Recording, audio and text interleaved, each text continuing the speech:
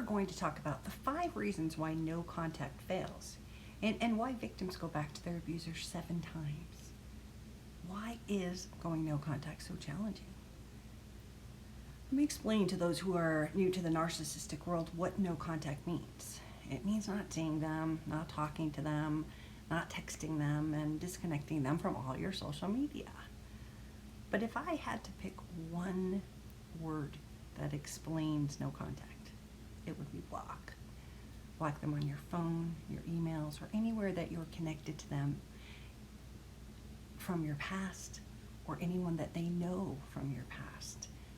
In order to be successful, you're going to have to block all their friends and people that were friends with them first if you are unsure of their loyalty.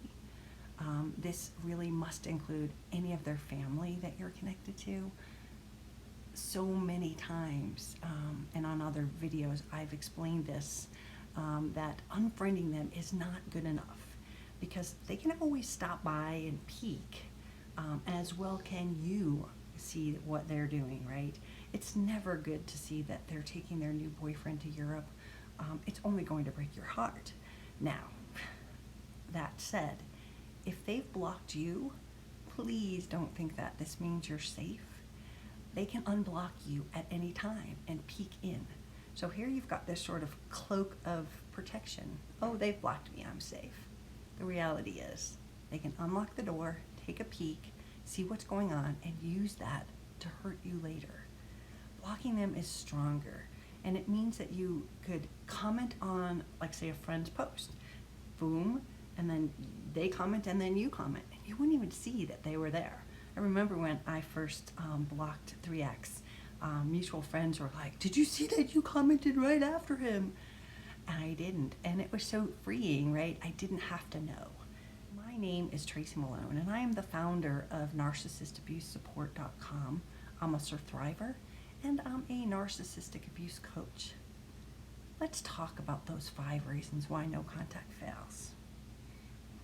I know the idea of going no contact is extremely painful, and it's really scary. Many victims are usually in love with their person, and even if it was their parent, they have a hard time disconnecting because of the repercussions. If you disconnect from your siblings and your parents, what will the world think? How will they smear you? All kinds of things, right?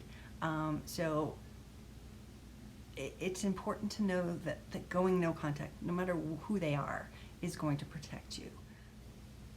You wonder when you do this no contact if the person that you're blocking is hurting like you are. You're wondering, could you get closure if you just stayed in there a little longer?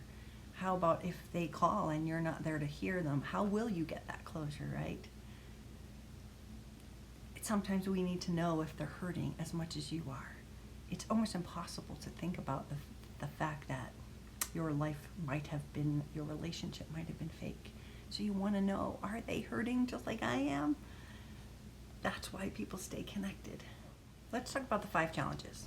The 5 challenges in going no contact. Number 1, there's no rule book. Now, trust me, there's books and courses on going no contact. But that's not the front line. That's not in your face in every possible situation. So when the narcissist pulls something unexpected, say sending you flowers, you get thrown off. Am I right, making the right decision? Is it me? Am I overreacting, right? Your mind plays that trick on you. Number 2, the reason it fails is because of flying monkeys. That's why we're disconnecting their friends and family from Facebook so that they don't have access to you. And they might send their best friend to tell you how much they're hurting and how much they miss you and how they're willing to go to counseling now or do anything that you want to prove that they're different and they're willing to work on it. That makes it really hard to stay no contact if you're getting these mixed messages. Most of the time, their promises are just a hook to get you back. Flying monkeys are, in case you don't know, it's the term that means that they're using someone else to do their bidding. Kind of like the witch in The Wizard of Oz. I think that's how it's like coined. 3rd reason that no contact fails is our own mind.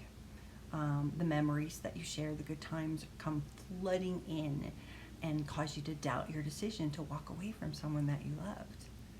And you question, who does that? Why can't we just try again? Relationships with narcissists are so much more complicated, and often victims of this type of use try to fit it into the normal relationship box. Well, your friends are telling you, oh, it's just a breakup, or it's just another divorce, get over it, right? This kind of relationship will never fit into the normal human behavior of relationship rules. Let's see, the fourth reason that no contact doesn't work is that your phone. You know, when you have a phone and you're constantly getting text messages, it makes it really hard to go no contact, right? We all understand the block part, right? You might not want to do it at first, but we do understand block them means no contact. What I find is that they struggle deleting the photos and videos off their phones. The images of the good times start to take over, and you know, your mind starts to wonder, was that really them when we went over to, you know, Italy? Was that really them? Look at how sweet they were with our daughter. Oh my God, that day was so wonderful.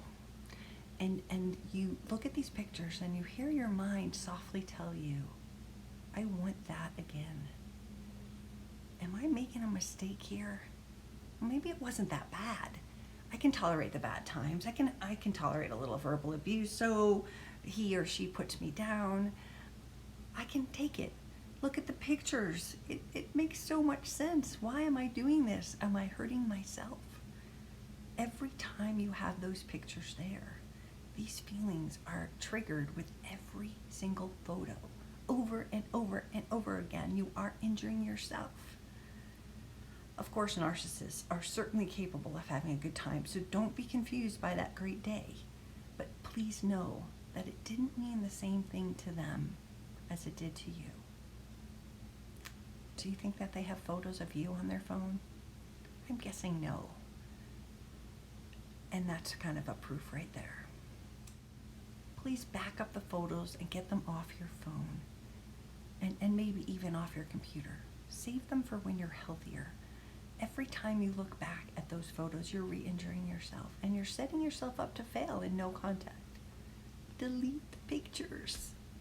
The thing your phone holds is the text messages. If I had $1 for every person that held onto text messages and voice messages, I would be so rich. It would be awesome.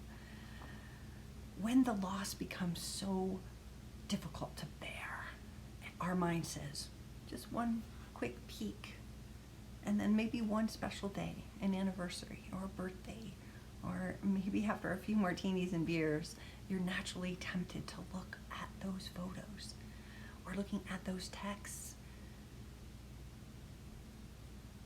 and it makes you sad. If they're annoyingly texting you every time your phone buzzes, your heart skips a beat and it jumps into your throat with panic. Sometimes it's good. Maybe they're going to come back. And sometimes it's, oh my God, why won't they go away? Either thing. This injury is something you are allowing. And you're allowing it by not taking those things off of there. You're triggering yourself. In the worst case scenario, the opposite could also happen. And I've had plenty of people tell me, why aren't they hoovering? Why don't I get the 7 times? What's wrong with me? When this happens, you're adding a healthy helping of rejection to your sadness. The last part of your phone that's dangerous is your voicemails. I know that we've all had people that have died, and saving that last voice message is a treasure, and it's priceless. But saving messages from your ex on your phone is dangerous. And eventually you're going to see how harmful it was to keep these memories on there. Every voicemail is a dagger that stirs up that abandonment wound. You have the power to eliminate the pain by deleting the texts. And this will help you avoid the urge to listen to them. This one is number 5. And I think it's like the most untalked about, but I hear it all the time. It's unfinished business. This is the most overlooked challenge because in some ways we might hold on to these things. In some ways we have no choice. You have to clean up your shit. There are going to be situations where you're still connected. Maybe you're still on the same phone plan and you can't afford to get on your own. That leaves the door open for them to be able to spy on you, put trackers on you, and all kinds of things that you really don't want your ex having that possibility. So as soon as you can get off of their phone plan, that would be good. I have an example here. Sally, her boyfriend took out a storage space when she moved in with him like 3 years ago, and he always paid it. They consolidated homes, and they didn't need all her stuff, so there it sat in storage. But after they broke up, he continued to pay for a few months, and finally he said, "That's enough, I don't want to," right? Well, Sally was good. She was on no contact mode, but she didn't block him. He reached out to her, and he called her, and he texted her, and eventually he stopped by. This type of unfinished business connection is something that leaves their foot in the door. You can't succeed in going no contact if you still have clothes at their house, or their skis or their bike is still in your garage. And this can go both ways too. I want you to think about this.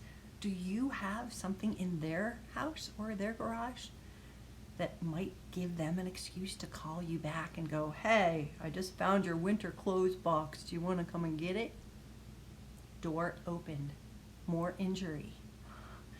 Honestly, this is something that Sally had actually forgotten about for many years because she hadn't paid for it. She didn't remember it. She did listen to the voice messages, and she decided to give the storage area a call and give them her card, but she didn't answer him because she was no contact. He didn't know that she'd called the storage area, so he got angry. He felt ignored, and narcissists hate this. The escalation happened when he came over and they argued. This unfinished business kept his foot in the door, and eventually it cost her. And it could have been avoided, right? She could have stayed no contact, but asked a friend to tell him that she took care of it, so that he didn't have to reach out to her. All of that annoying stuff could have been avoided, right? She could have asked the storage place to also consider calling them and saying, "Hey, we know that you were the payee on this for the last 5 years, but how about now," right? "We've got it all taken care of. Your name has been successfully removed off the account." That would have been another way to handle it. But by taking care of it in your own silo, it left the door open for him. Think through this and take care of your unfinished business. Deal with it in a smart and safe manner. I want you to scan your mind for some unfinished business with your ex and clean up your shit. This is the greatest challenge in going no contact, so be mindful and cut those cords of the unfinished business. Another thing on the angle here is to think this through, right? Are we unconsciously or even deliberately not closing these openings with hopes that they might come back? I knew someone that was so worried that she would never see him again that she hid his phone charger. And this was at the beginning of the breakup, but it was an opening to get him back, or to get him to call, or to get him to text her and say, "Hey, have you seen it?" Or, "Oh, look, I just found your phone charger. Come over and get it." It sounds innocent enough, but it was a manipulation, and it prolonged her pain. And eventually she saw that this was not the smartest thing, and she got mad at herself for dealing with such a childish tactic that she stooped to, just to hold on to someone who didn't want to be held on to. To me, the best way to go no contact is to think of them as dead. For those of you who have been following me for a while, I didn't know my mother was a narcissist when she died, but I still loved my mother, and I wish that I could call her now about so many things. I'll be driving down the road and I'll think of something, but I can't call her because she's dead. One way to look at it is that I'm lucky, because true no contact can only go the same way as a dead person, right? If you start to feel emotional or memories come up and you wish you could talk to them, I suggest that you pick up a notebook and write it out. Don't send it, but get it out of your head. That's going to help bring you the closure that you're desperately seeking. And then you can always invite your friends over to drink wine and burn the letters. It's a great way to get it out of you without just trying to get that closure. I know that many of you are co-parenting, and this is a very different situation because you still have to coordinate with your children. But despite the piece of connection that you have with the kids, you can still close off other unfinished business. Get their stuff out of your basement. You are not a storage area. Get it out quickly so it's not 6 months later that you get re-injured. I hope that you found this helpful. It's been such a constant theme with the people that I work with, and I wanted you to understand it. This is Tracy Malone, and I want to hear from you. I love hearing where people are located. So please comment down below and let me know where you're listening from. And maybe tell me what your challenges have been or secrets that you might have used to make no contact more successful. My website, narcissistabusesupport.com, has got listings of support groups all over the country now. Every day I get new submissions, and we're expanding into all kinds of countries. So go visit my website and find some resources. And thank you so much for listening. I'm sending light and love to help you find peace. And I promise that if you do the work, one day you will not be home sitting watching YouTube videos or listening to my podcasts. You'll feel more peace than you ever did. I always forget to tell people, follow me on Pinterest or Instagram or Twitter, or join my Facebook support group. All of these links are on my website. And I will see you again soon. Thank you.